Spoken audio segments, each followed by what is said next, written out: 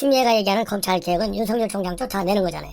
쫓아내는데 실패했는데도 불구하고 검찰개혁은 차기 법무장관이 꼭 해낼 것이다. 무릎이 닳더라도 해낸다. 지금 그런 메시지를 전하고 있잖아요. 그래서 이 추미애 이 사람은 여러 가지로 이미 이 동부구치소 사태와 관련해서도 이 고발이 되어 있어요. 그래서 반드시 법의 심판을 받도록 해야 된다. 이런 비판이 더 커질 수밖에 없는 상황이다. 이런 말씀을 드립니다. 그리고 문재인 대통령이 조금 전에 청와대 보좌진 개편을 단행했습니다. 그래서 대통령 비서실장에는 유영민 전 과학기술부 장관을, 그리고 민정수석에는 신현수 전 국정원 기조실장을 임명했습니다. 여러분들 잘 아시다시피 유영민 신임 비서실장의 경우에는 문재인 정부 초기에 과학기술부 장관을 했어요. 그래서 이 LG 쪽에서 찍은 엔지니어입니다. 그리고 신현수 신임 민정수석은 서울법대를 졸업하고 제주지검 부장검사와 대검 정보통신과장, 마약과장을 지냈고요. 2004년도 노무현 정부에서 문재인 대통령이 민정수석을 할 때 그 바로 밑에서 사정비서관을 했어요.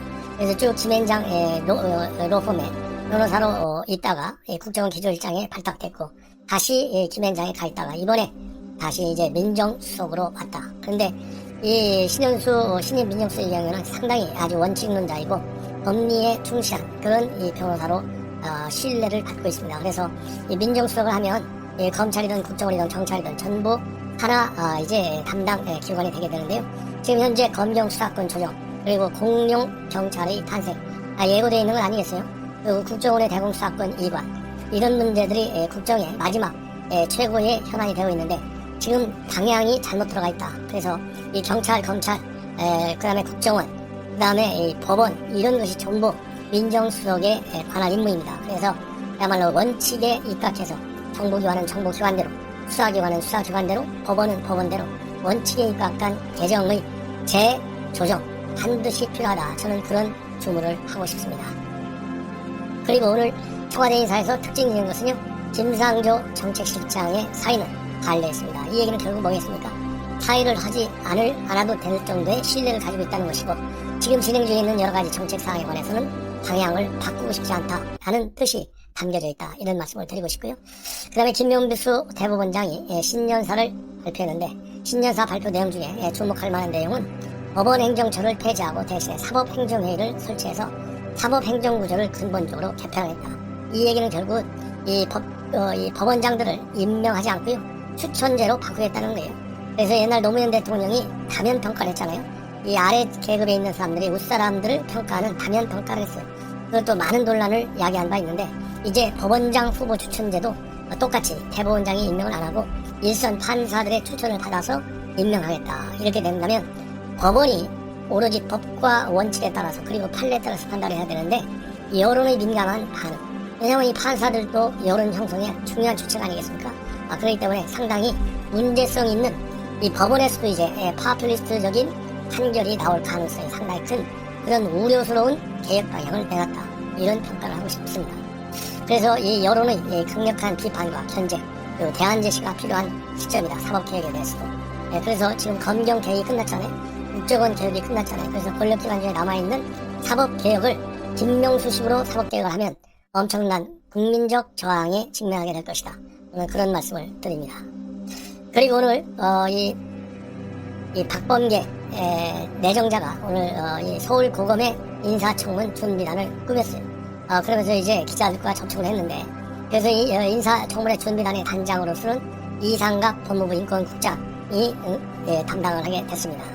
그런데 누가 됐든지 간에 오늘 기자들 질문 중에는 민감한 질문이 좀 있었어요.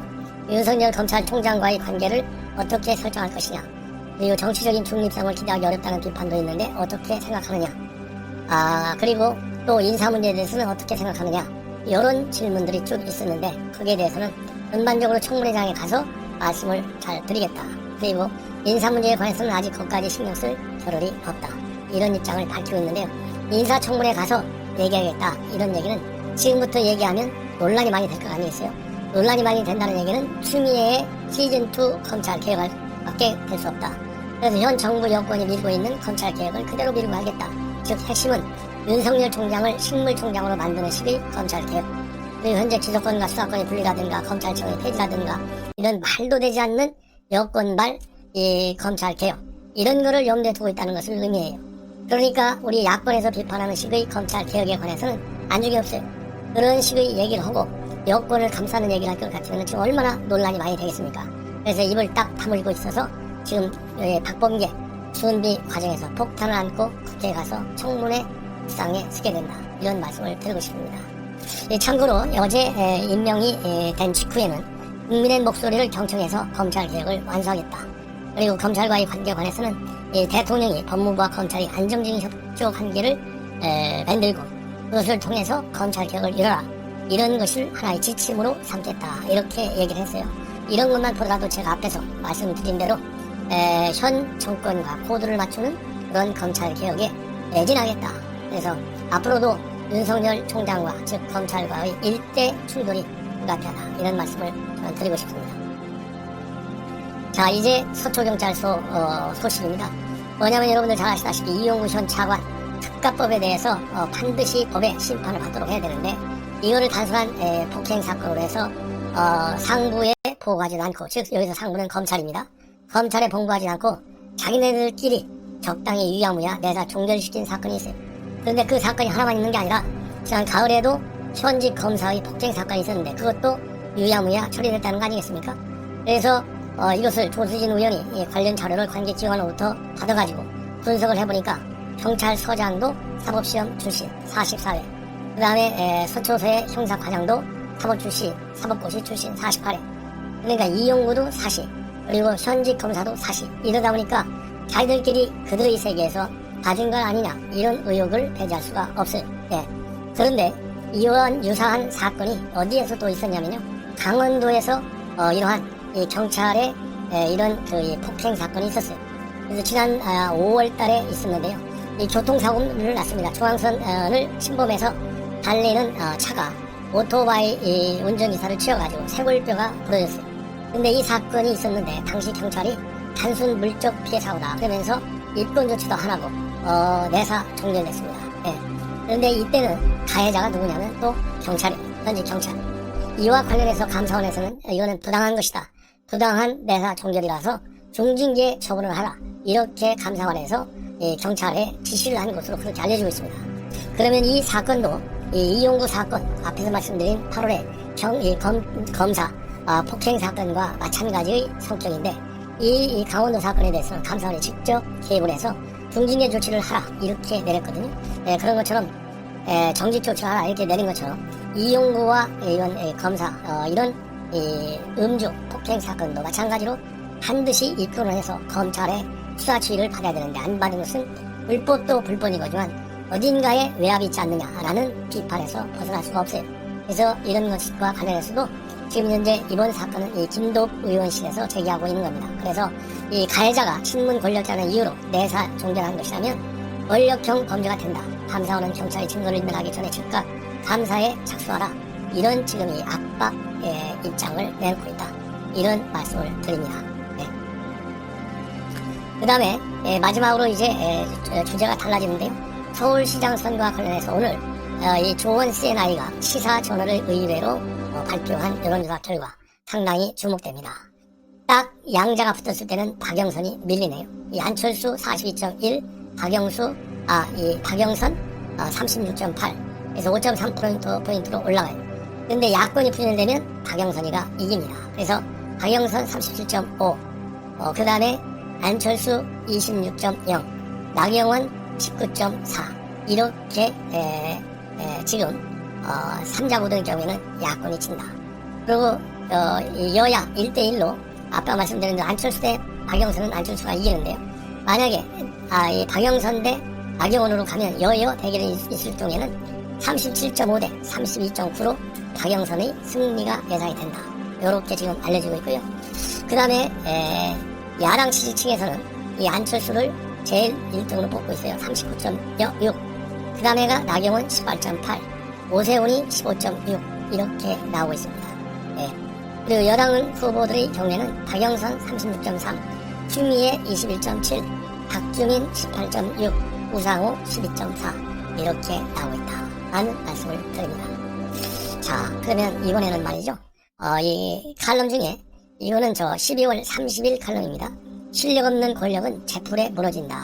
이런 제목으로 되어 있는데 영국에서 이 나치 폭격을 이겨내게 된 결정적 이 키워드는 뭐냐면 keep calm and carry on 그런 얘기입니다. 그러니까 차분하게 일을 계속해라 이런 얘기나 마찬가지로 keep calm and carry on 이거 하나로 버티면서 결국은 나치 독일을 물리치는데 기여했다. 이렇게 되어 있어요. 그래서 윤석열 승리가 보여준 희망을 결국은 이 소신과 양심이 이기는 것을 보여줬기 때문에 우리 국민들도 이 keep calm and carry on 이런 영국식 구호를 이번 우리 현재와 같은 전국 상황에서 이 벤치마킹 해야 되는 것 아니냐 야권에서 이런 메시지를 담기고 있는데요. 이 메시지는 노정태 철학 에세이스트가 쓴 칼럼입니다. 12월 30일자 칼럼인데요. 굉장히 중요해요. 제가 벌써부터 이 칼럼을 소개해드리고 싶었는데 시간이 잘 맞지가 않아가지고 못 해드렸는데 이번에 그대로 한번 알려드리겠습니다. 그래서 이걸 통해서 이 서양에서는 어떻게 이러한 이 독재 정치에 대항해서 국민들이 이기게 됐는지 한번 배워야 되겠다 이런 말씀을 드립니다. 한 4분에서 5분 정도 걸리는데요. 한번 꼭 들어주실 것 당부드립니다. 1940년 9월 영국 런던 헤르만 괴링이 이끄는 나치 독일 공군이 폭격을 시작했다. 영국 본토가 외적의 공격을 받은 것은 874년 노르만족의 침공 이래 처음 있는 일이었다. 폭탄이 떨어지는 밤이 2달 넘게 이어졌다. 그러던 중 10월 10일 인상적인 기록사진 한 장이 남았다. 완전히 무너지고 박살이 난 건물 잔재 위에서 우유 배달부가 우유를 배달하고 있는 모습이었다. 일상을 유지하는 것, 공유하지 않고 하던 일을 계속하는 것, 평범한 영국인들이 전쟁을 하는 방식이었다. Keep calm and carry on. 1939년 2차 세계대전의 전운이 감도는 것을 감지한 영국 정부가 만든 대국민 홍보 포스터의 문구다. 평상심을 유지하고 하던 일을 계속하라는 뜻이다. 실제로 그 전쟁이 터졌고 독일군 비행기가 폭탄을 퍼붓기 시작했다. 영국인들은 아랑곳하지 않았다. 밤에는 폭격을 당해도 해가 뜨면 희망찬 하루를 시작했다. 청소부는 청소를 하고 집에 오는 편지를 배달하며 우유 배달부는 우유를 날랐다. 학생들이 무너진 학교에서 공부하는 동안 총리 처칠 런던을 떠나지 않은 채 지하 벙커에서 전쟁을 취했다. 일치단결한 영국인들의 뚝심 앞에 나치의 지세가 꺾였다. 불하지 않는 의지, 흔들리지 않는 평상심이 승리를 거둔 것이다. 잊었던 그 Keep Calm and Carry On은 2000년 영국의 한 서점을 통해 재발견됐다. 빨간 바탕 위에 영국 왕관과 한신 글씨로 이루어진 심플한 포스터가 젊은 세대의 눈길을 사로잡았던 것이다. 지금도 수없이 재생산, 패러디되고 있다.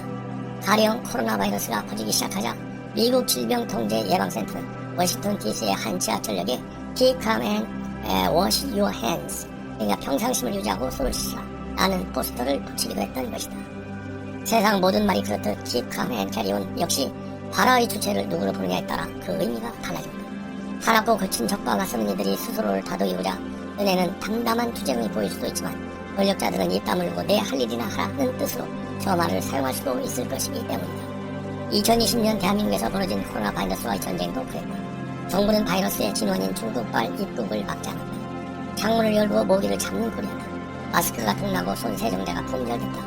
그러나 우리 국민은 동의하지 않았다. 침착하게 약국 앞에 줄을 서고 냉장고에 쌓인 식재료를 먹어치우며 1차 유행을 건졌다. 의지를 잃은 헌신적 자원봉사 속에서 특히 대구 시민들의 자발적 록다운으로 나라가 위기에서 벗어났다. Keep calm and carry on의 힘으로 이겨낸 것이다. 총선을 치르며 무언가 엇나가기 시작했다. 국민은 위기 국면 속에서 일단 여당의 힘을 더 실어주었다. 독재 안정적인 국정원을 운영을 원했던 것이다. 문재인 정권은 그 상식적인 판단을 독재 면허로 받아들였다. 경상